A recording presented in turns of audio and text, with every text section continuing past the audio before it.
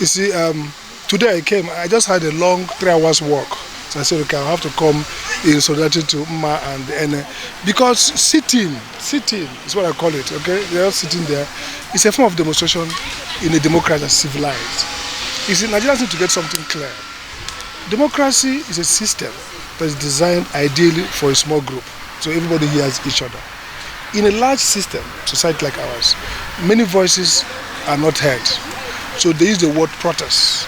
They can protest by writing letters. They can protest by, taking a banner, one-man protest. They can protest by shouting in an auditorium. They can even protest like in the US when they went to the Capitol. So what is called protest is a variety of action. My coming today, I've not been coming since those days because I was doing something and out of town. But coming today is to say I support the idea that citizens should have opportunity, even if it's one person.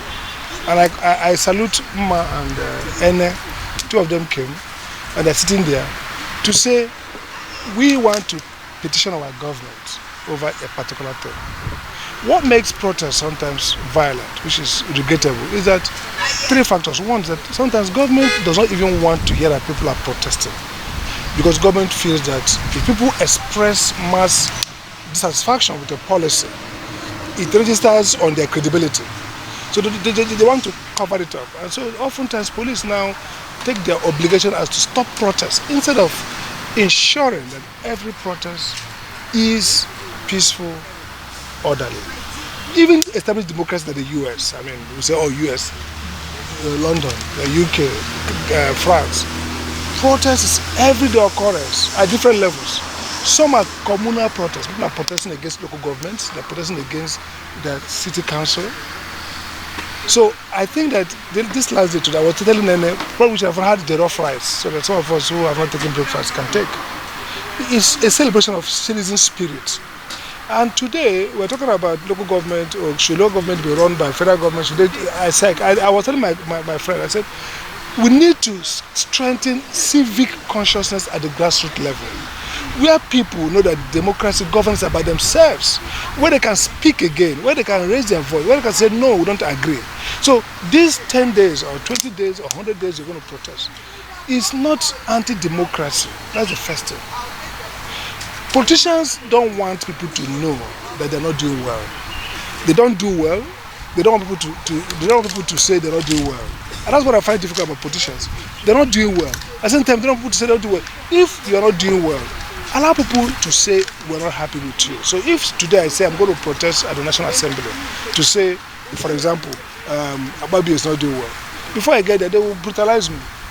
What does that mean? They simply don't want you to symbolize that failure. And that's my worry. And that's why, for me, I'm here. And I'm wearing Ariyo, one of our comrades who died, who fought for this democracy. We have to be a people who celebrate and who remember the struggle. I was a student in 1993 when June 12 happened.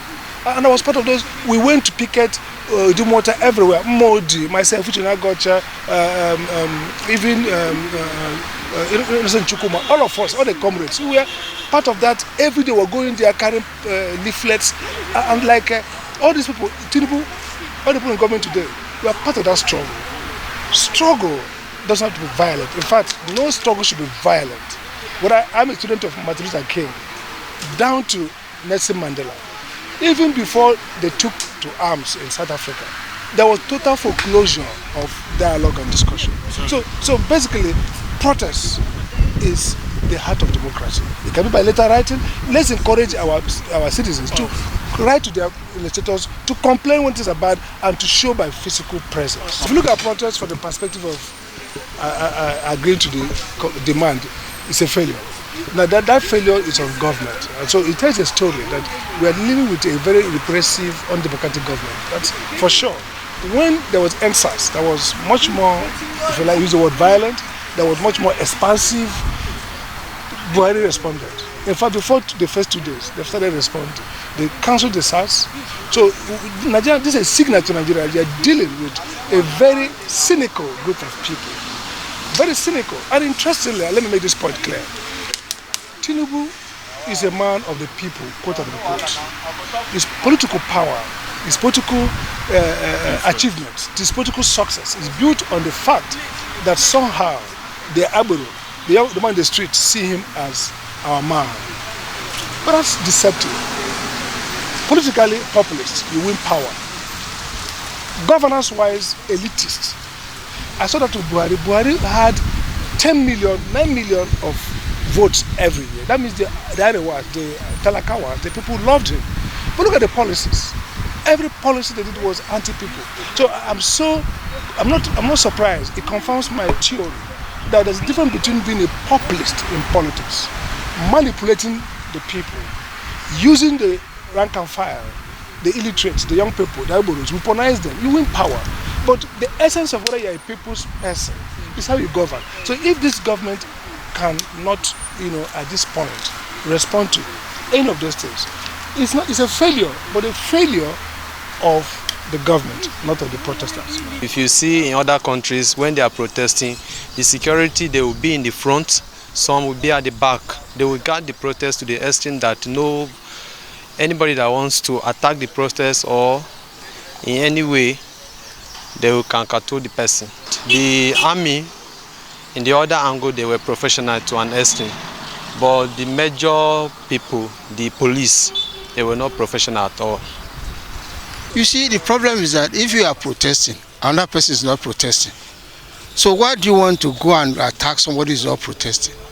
So the police has a dual role to play, to protect you that is protesting and to protect the person who is not protesting, and they have done the best they can. They've tried, honestly, they've tried. At least you two can move around. I can move around, other people can go to their places of work. You see, if you look at the people protesting, be honest to yourself. You see, these are young boys under 15, under 18, you see, Almajiris, people who have nothing to do. If you have a work to do, you'll not be protesting. Actually, things are very hard. Things are hard, but you have to manage and go ahead. We can't deceive ourselves. Things are very, very hard. And so protesting is not the solution, but dialogue. And talk with the government. Those leaders can bring both boys together and go and have dialogue with their state governors, with the local government councillors. When you say you are protesting and you see somebody carrying police signboard, is that protest? Somebody entering a National Library, carrying the computer, carrying the basket, that is not protest. The government will listen, and I'm sure they must have listened, that these people actually things are hard. But with time, I think we go well with everybody. Things will go well. No, all this happened during protests. They're not doing well because they put tear gas for people. Some people are right to come to protest because this thing will suffer for this country. You have to, we call our president to revise our subsidy. Because of the subsidy that you remove, that's why we suffer. People are dying because of hungry. So this thing will happen for this country. We need our leaders to check. This one they cry for hungry. Now hungry to suffer for this country. That's why they come protest. If we revise our subsidy, we not go protest. If we need food to come down, everything for market will go up every day. Not be say like 1 month, 2 months. No. Every day if you go market, you see everything cost. So all this won't happen for this during protest. No good at all. And our security line, we are lucky behind, because this country is something that we have to discuss and have serious meetings, stakeholder meetings. All the whole state will come together and talk about this very country, because protest that I know is when you are not okay with what is happening, you are free to come and protest and say out your mind. But this is our last protest that happened. The way police threw tear gas, shooting gun as if they are attacking Boko Harams is very bad and very poor. Because we are the one that they are serving, working, saving lives. So destroying the lives they are saving, they are trying to protect, it's uncomfort. How can they just throw tear gas to somebody that is not holding gun? There is not even trying to wrestle with them. There is no dragging gun with them. So it's very bad and poor. So this country, we don't have democracy. Before I said that the country are regulated by evil people and we have democracy. So they have to rise up and do the necessary thing. Make food easy for us so that the issue of insecurity, brother killing brother, kidnap, stealing, prostitution will not be occurring.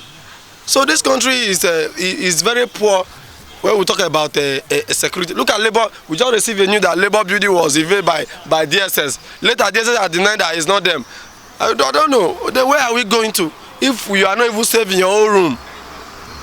Before, when you keep item outside, you know you will be afraid. But now, keeping item inside, you will be afraid. So government, as it stands now, government is not doing anything. 1 year of poverty is enough to destroy lives, crumble nations, make business go down.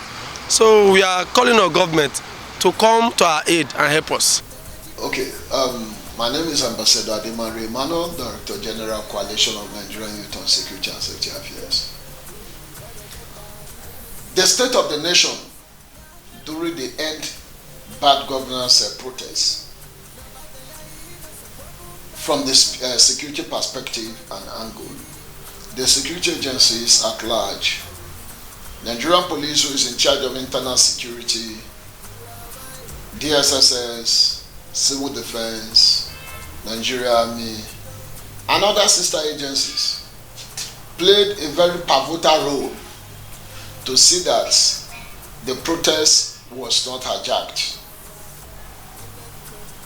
The fear of the government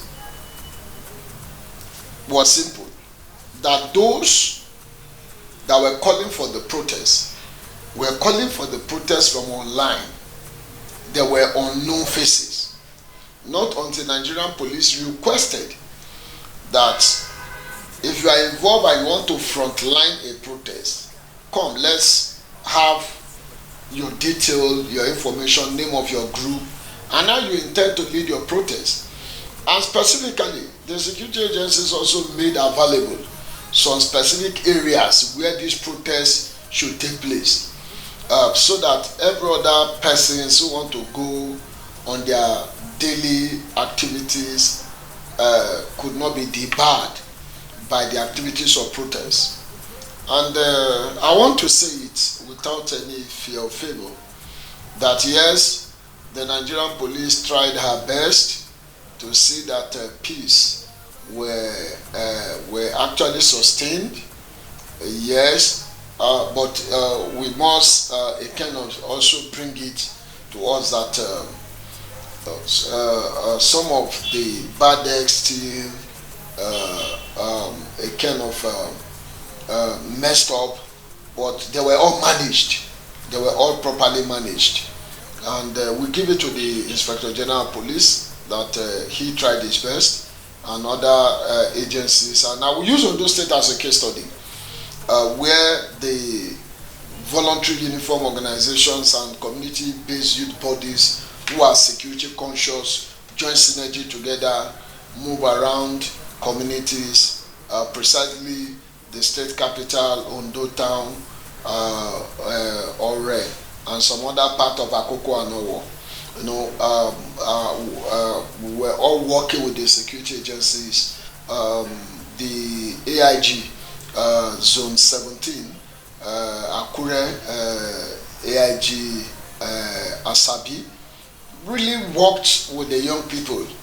We had different meetings, and the conclusions of this meeting was messages we take back to our young people to make them understand that yes, the government is bad, things are not going the way it should go, but burning down our country and state is not the rightful way to go. And in same vein, some state governors, and I will precisely also use my state governor as an example, who convoked youth stakeholders meeting, both former student union leaders and the youth leaders of various youth organizations, CSOs, irrespective of political line.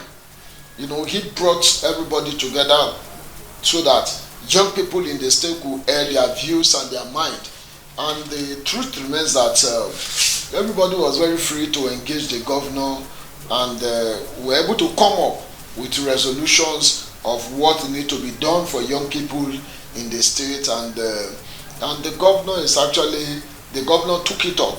And at the moment, young people are being engaged in agriculture, one youth, one skill, and many other activities. And he also, along the line, promised to also bring more young people into his cabinet, and which he's already doing. At the moment, 45% of his cabinet are young people, which has never been in the history of Ondo State. So which means in a few months to come, we'll be having about 60% of young people in his cabinet. That would have a kind of be proven to the world and to every other person that it is time for young people to get involved in governance. And because this is part of why this End Bad Governance protest came on board. And for me, I am giving it to the governor because severally I've said it in several fora that the governor, His Excellency Lucky Ayedatiwa Orimisom, happens to be a young man who has the interests of the people at heart, a young man who has a vision to see that his people are happy. And in the field of security, he has done very well to see that Amotekun and other security agencies are actually at alert 24 hours to see that the state is protected. Yes, insecurity is a kind of a challenge the country is passing through. But there is no security challenge that has come the way of the governor of Ondo State that he has not been able to handle, and there were effective results that came out of it. Be it as it may, we are also using this medium to also call the attention of the NSC that there is need, if really we really want to have a secure country, mainstreaming the young people from local community into intelligence gathering forum will go a very long way to assist the government to get expected result of dealing with insecurity in the country. How can this be achieved? Every community has a king and has a chief and has a youth leader. Why not the government from our end, through the office of the NSC, engage these kings, chiefs, and community youth leader, give them the mandate that, okay, we'll be taking care of you people with so honorarium at the end of the month, but secure your community for us. So if every community is secured, automatically insecurity would have become a thing of the past as far as the country is concerned.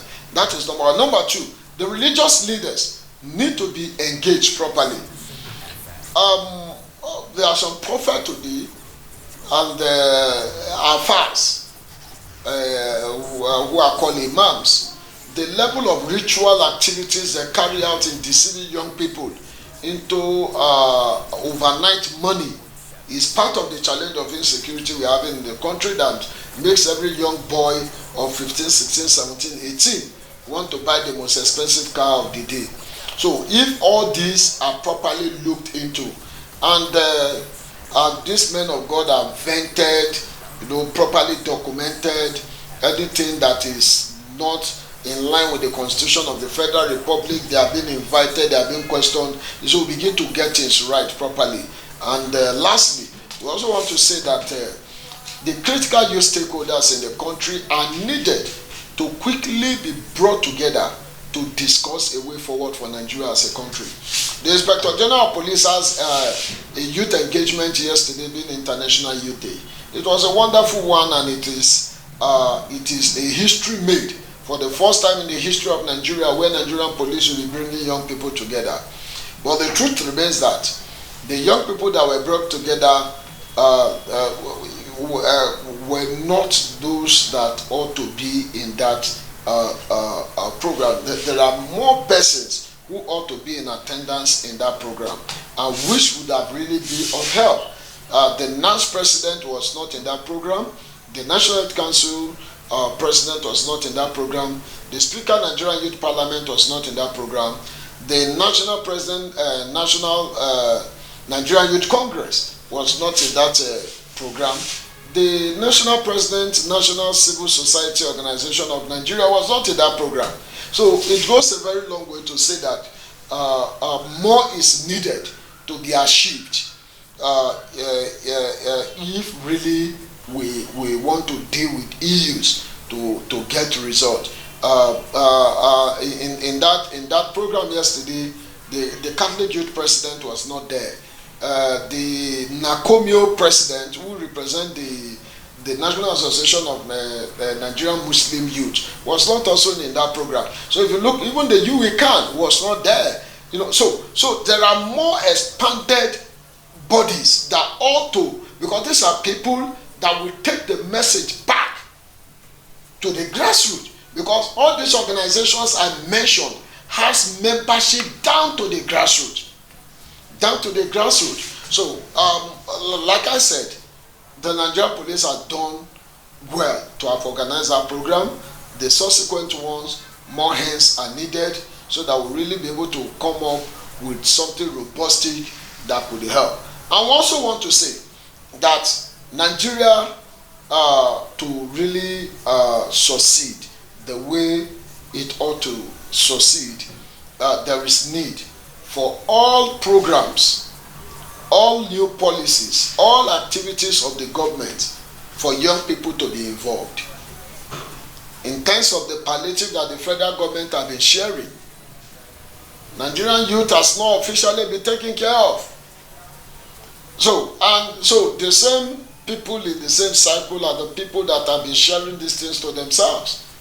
So we are saying that the president, the federal government should look inward and see that the critical youth leaders in the country are properly carried along, because these are the people that will become the voice of the government. So when there is a misinformation outside, these are the youth leaders that will come out and say, no, the government has done this, the government has done that. Lastly, the Nigerian Youth Investment Trust Fund. I want to beg the president, I want to beg the Honorable Minister of Youth and Sport, Dr. Jamila Bill. We want to beg that there are a lot of young people who are doing well in terms of business in their local communities. Some of them has mini industries where they are producing some certain petty things, and most of them are not aware of this program. I want to plead on behalf of the entire Nigerian youth that leaders from local communities should be contacted and verify young people who has business that could actually also create job opportunity for others in that local community should be engaged. Many young people don't have CAC, so and the CAC clause in the registration also debar a lot of persons not to have access to this fund. And I'm aware this fund will start going out during this week. So I am pleading on behalf of the entire Nigerian youth that if there are ways that some of these people in local community can be inculcated to be beneficiary of this Nigerian youth investment fund, that could benefit, it will really go a very long way.